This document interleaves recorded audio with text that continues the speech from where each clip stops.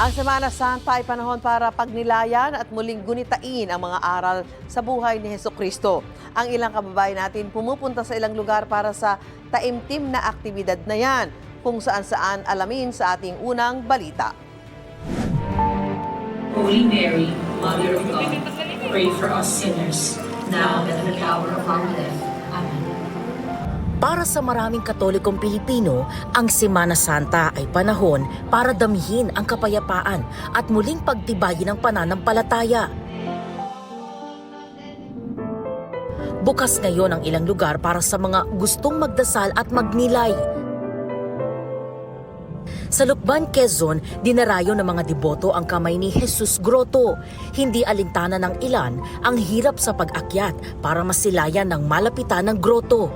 Tinitiyak ng pamunuan nito at ng mga pulis ang seguridad at kaayusan sa lugar. Binibisita naman ng mga namamanata ang Mount Banahaw sa bayan ng Dolores sa Quezon. Sa paligid nito, may nabibiling iba't ibang klase ng anting-anting at herbal medicines na panlaban daw sa mga karamdaman. Nakabantay rin ng pulisya sa seguridad doon. Sa Burgos, Ilocos Norte naman, pwede bisitahin ang isang wind farm. Bukod sa wind turbines, makikita sa burol nito ang Stations of the Cross. Bukas na rin sa publiko ang Padre Pio Shrine sa bayan naman ng Pasukin. Makikita roon ang imahe ni Padre Pio. Pati na rin ang isang malaking krus sa itaas ng bundok na pwedeng akyatin.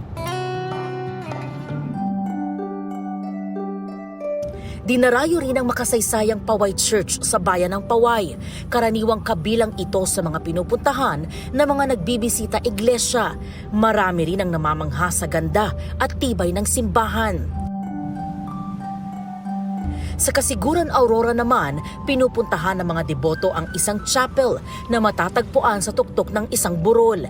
Hindi alintana ng mga deboto ang taas nito para makapagdasal at magnilay.